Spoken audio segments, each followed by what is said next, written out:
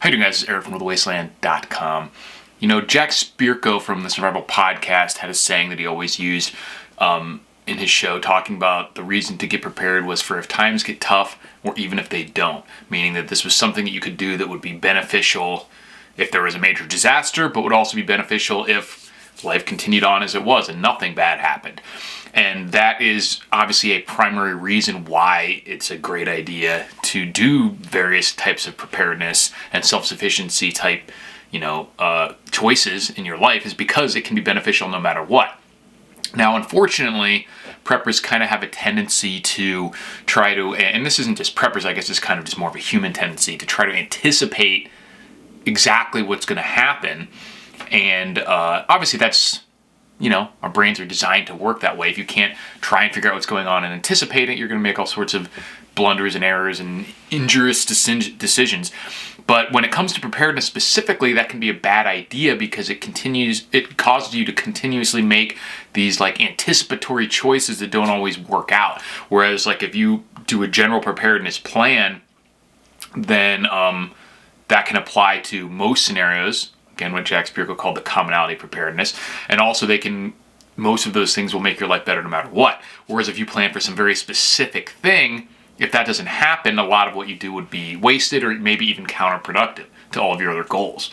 So it's important to realize that trying to anticipate a very specific thing is usually, unless you have an insane record at figuring this stuff out, which most of us don't, even if we have a much better record than some random normie, trying to anticipate exactly what's going to happen, especially when it comes to stuff like dates, is just usually going to be a fool's errand, a losing proposition, or a negative expected value, if you want to use the poker terminology. And you can see that because of all these really specific things over the last few years that preppers have been basically wrong about. I was just in the grocery store yesterday, and bacon was $5 a pound. I picked up some extra bacon, and I remembered when I was like, wasn't bacon supposed to be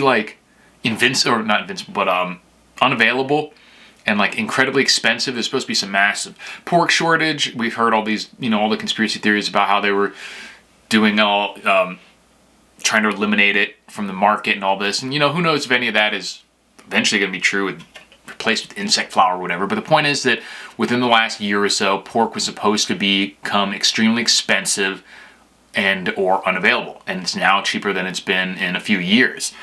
And then we had the death fuel thing. There's supposed to be a massive death fuel shortage. I haven't seen anything that has caused that to be the case. And part of this because, you don't have to be wrong about a force that's happening or that's actually occurring and, trying to take steps to prepare for that. But when something happens, obviously, we're not the only ones that notice that, so things start to come into effect, just like with eggs now. I've said a few times that the egg thing isn't going to last, egg prices, because chickens are too easy and too cheap to raise.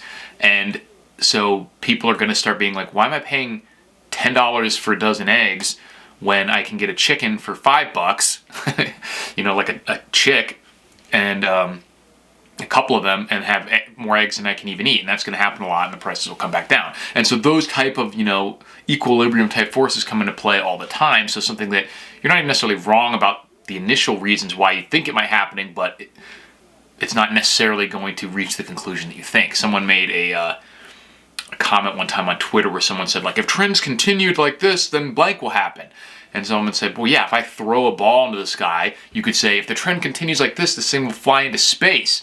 And that's true, but there's a whole bunch of forces that come in to act on that will prevent it from just continuing on this trajectory. And most of these things are the same way. And someone else once said, I think it was Vox Day, had said that conspiracy theories specifically, but this can apply to preppers or anyone else, are very, very often right about what's not going on, and are very, very often wrong about exactly what is going on. And I think preppers are pretty much the same way, where it's very easy for us to say, there is something wrong with this system, or this isn't going to potentially be an issue. But coming in to the other side of that and saying, this is exactly what's going to happen, that's almost impossible because there's just too many variables. And like I said, other people's choices as we get farther down that path, other forces act on it that may not even be there right now to affect that. So saying, I need food, water, toilet paper, all this stuff has come in handy a lot over the past couple years. Like we've seen the toilet paper shortage, we've seen food prices. Whereas specifically saying pork itself will be unavailable in a year, or something specific, like they're not going to invade Ukraine at this particular time, or they are going to invade Ukraine at this particular time. It's very easy to be wrong about that stuff, and it's very easy to be right when it comes to just being prepared and being self-sufficient in general. I'm definitely not saying you shouldn't look at what's going on in the world around you and make some decisions based on that, but when it comes to being something very specific, and especially when it's has any sort of time-related element to it, that's where you got to be careful. And extra careful if it's something that has an opportunity cost, meaning if I make this decision, it's going to drastically take away from doing all the other things that I want to do, because then you can go through your whole life and all these decisions can be very expensive over time to where you're pulling away from anything else or everything else that you're doing. But those are just some examples. We had the pork shortage thing. We had the deaf fuel. There's supposed to be railway strikes. There's supposed to be, how many people were talking about massive riots and civil unrest after the election, the 2020 election.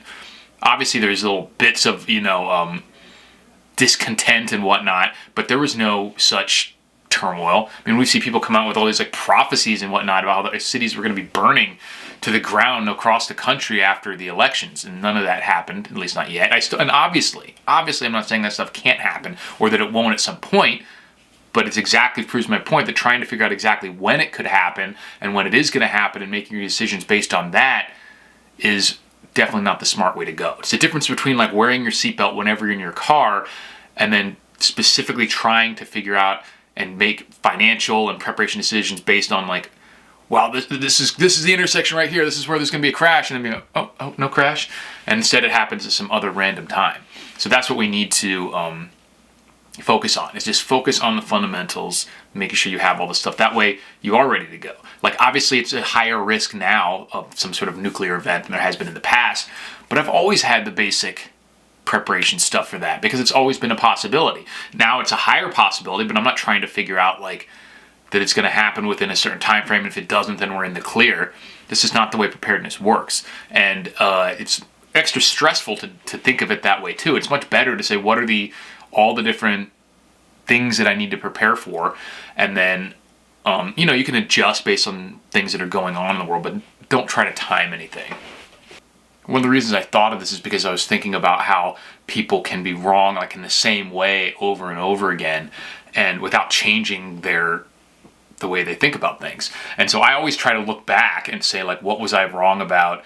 What was I right about, and why? Because that can be extremely useful. Like looking back on the whole COVID thing, I was actually was wrong initially about how serious the disease was. I thought there was at least a possibility that it was much more serious than it is now, just because of all the data that was coming out and whatnot. And but I was right about the consequences of what was going on. And I even said in a lot of tweets and videos that like, it doesn't matter if it's dangerous to me or whatnot. What does the world look like if it kills 2% of the people, 1% of the people, or what do people act like? And it wasn't even that bad, and we still saw those effects. So obviously if it was something that was actually really high fatality rate, then we would see just insane consequences from that. And this also goes back to the whole like Gelman amnesia thing that I've talked about before, which for those of you who don't know, it's the idea of like looking at a source of like the example that the guy gives when he's describing Gelman's amnesia is looking at a newspaper, reading an article about something that you know cold, you're an expert in the field or at least close to it, and realizing that they're making all sorts of dumb mistakes. Like the example I usually use is a gun article, and they're like a 30-round fully semi-automatic clip and all this with unlimited rate of fire and chainsaw attachments and all this other nonsense. And you're like, what the fuck are they talking about? And you're like, these guys are complete idiots. They didn't even do basic research. Then you're like, whatever. And then you turn the page, you're like, that's terrible. These guys are complete morons at this newspaper. Then you turn the page and you say, oh, Russia's losing in Ukraine. Wow, that's interesting. And then you treat that like it's just data, like facts, when you literally saw that these people on the subject that you know a lot about are just completely off the rails. They didn't do any good journalism. They got tons of facts wrong, no due diligence, completely false, tons of errors, and then you move on to the next subject that you don't necessarily know about and just take it at face value. And we do that with ourselves too, like if we realize we're wrong about the stuff, like the railway strike, and then we go to the next or whatever channels are talking about this and say, oh, here's another thing that whatever it is they're talking about. And they're always going to find something to talk about. And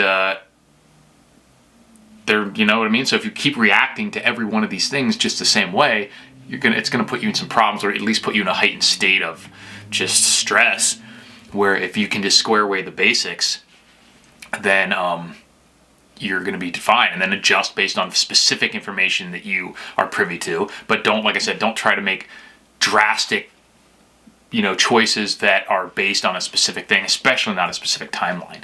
And you see this across, with a lot of people where, with the vaccine, people would come out, like I think the guy Scott Adams finally admitted that the vaccine was a bad idea, and the people who chose to avoid it have basically won in a sense.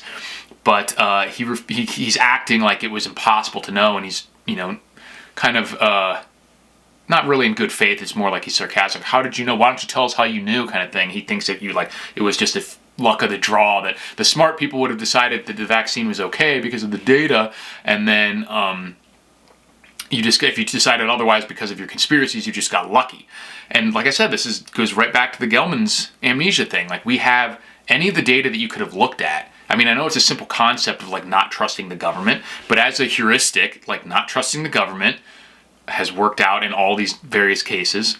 And if you look at like these companies like Pfizer specifically, Pfizer has paid billions of dollars, literally world record fines, for falsifying and lying about the data of, and the efficacy and safety data for some of their drugs. So you have a company that literally has been like criminally charged with fines, record fines, billions of dollars, for lying about how their medicine works, and then to move right to the next medicine and say, wow, well, their data shows that this is okay, that this is how it works, and that there's nothing to worry about.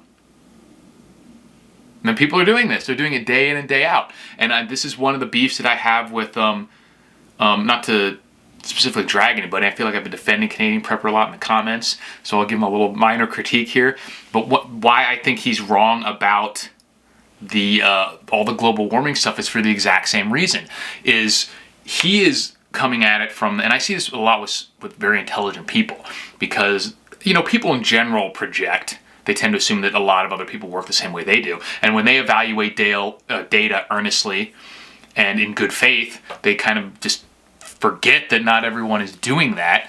And even though we've seen what have we seen these companies and these governments doing with the vaccine and with all this other data? And then you take something that is obviously politically charged, has a lot of ideological pressure behind it on both sides, and has literally, and I'm not joking, literally trillions of dollars on the line when it comes to how they want to implement a lot of these policies for global warming.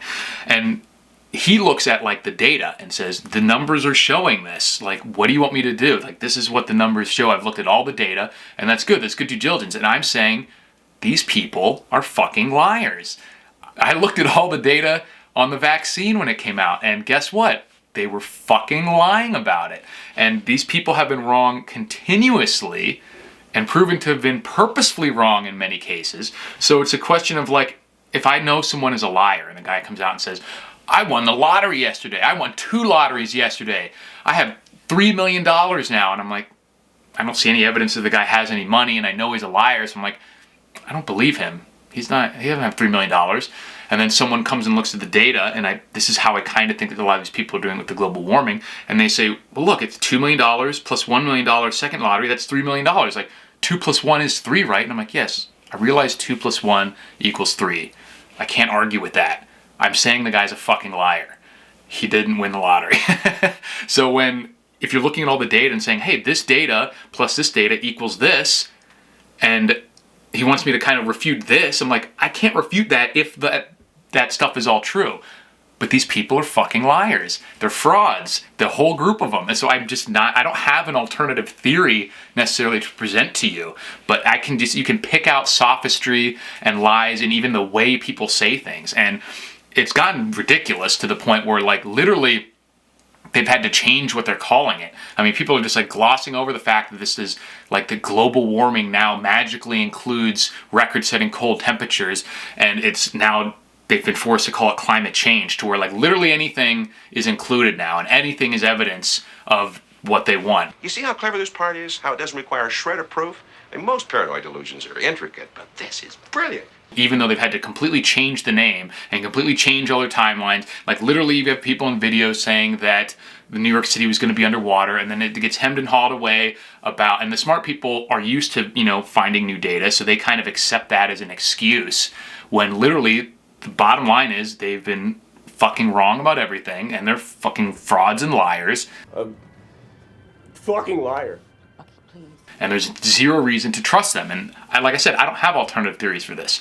But we need to apply that same mental model and make sure we're doing the same thing when it comes to the prepping related stuff that we watch. I try not to make too many predictions, and when I do, I try to make it obvious that it's a prediction and then go back and revisit it. Usually I would do like 1 or 2 things a year, but I normally talk about what I think is going to happen, and it's interesting to stay abreast of it. But trying to, like I said, trying to make timeline specific stuff is a bad idea, but certainly trusting sources of information that are been wrong and fraudulent in the past, which is every major government institution, every major scientific institution. Just look at how they're treating like the science of like trans ideology, all the vaccine stuff that we know is completely bogus, and they're totally prisoners to their political pressure, to the money, to their ideology, to where they can't even come out and say that what a woman is, basically, and or admit that the vaccine is not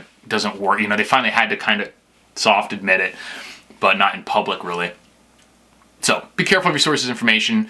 Don't always just look at their data and take it at face value, and then, you know, you have to evaluate the source and the motivations too. And when it's the sources are people who are consistently lying or consistently wrong, in the case of a lot of this information that I was talking about with these prepping and disaster related items, I don't think most of the people pushing this stuff were lying. I think they were just wrong, and their conclusions were wrong. They were either based on false information, or like I said, these things are just not going to always end up the way you think. When you see that arrow flying through the air or the baseball flying through the air, and you're like, based on this trajectory, it's going to go into the fucking nebula of whatever, and you're like, that's not necessarily wrong. Like, the math will show that at this current trajectory, but that is an assumption. You don't realize how many assumptions are tied up into this, and then when you have like human behavior, human choices, market forces based on that stuff, just like with the eggs, my assessment of it is that these market forces are going to come into play because it's so easy to do that with eggs specifically,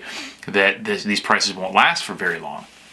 And that happened with the other stuff too. Pork is cheaper. Maybe people just stop buying the bacon. Maybe it's a temporary price dip and it'll go right back up, but it doesn't always end up the way you think. So trying to plan for these specific occurrences are usually going to be a losing proposition. So it's a bit of a ramble, a bit of a rant. Let me know what you guys think. And like I said, this is not really about any of the specific issues that I've mentioned, like the eggs, like the pork, like the global warming, whatever. So I don't necessarily want to get into discussions about those. This is about evaluating information, about making predictions, that sort of thing, and the thought processes behind it.